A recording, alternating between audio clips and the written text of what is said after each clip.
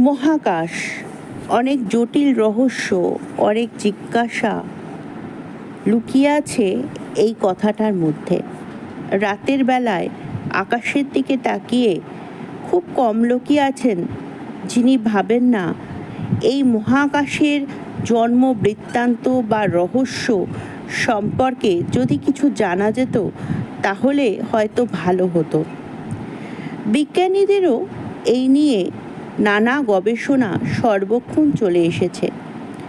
সৌরমণ্ডল এবং সৌরজগতে অবস্থিত বিভিন্ন নক্ষত্রের অবস্থান, বিভিন্ন গ্রহের পরিক্রমণ, তার দিবারাত্র, তার বৈশিষ্ট্য, এসব নিয়ে চলেছে অবিরল গবেষণা।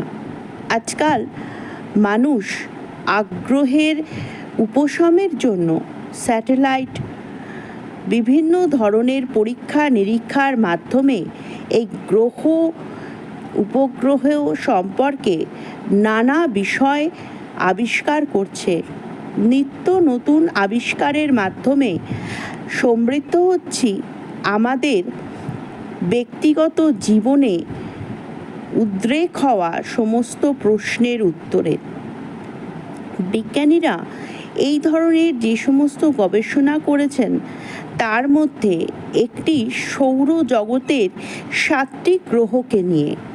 আমরা সবাই জানি সৌরজগতে পৃথিবী ছাড়া আরও 7টি গ্রহের অবস্থান রয়েছে: বুধ, শুক্র, মঙ্গল, বৃহস্পতি, শনি, ইউরেনাস এবং নেপচুন।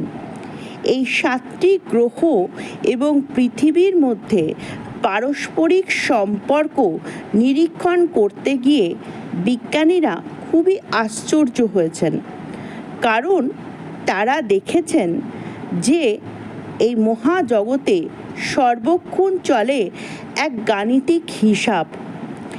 এই গাণিতিক হিসাব হলো, যদি এই সমস্ত 7টি গ্রহকে একটার পর একটা লাইনে সাজানো যায় তাহলে তারা সবাই মিলে চাঁদ ও পৃথিবীর মাঝখানে এসে কিন্তু এঁটে যাবে। এবং এই যে প্রক্রিয়া, এই প্রক্রিয়া কিন্তু বারে বারে একইভাবে একই রকমভাবে চলে এসেছে পৃথিবীতে এবং পৃথিবীর আশেপাশের গ্রহমণ্ডলীতে। অবিরত যে সমস্ত ঘটনা ঘটে চলেছে তার মধ্যে এই ঘটনাটি নিঃসন্দেহে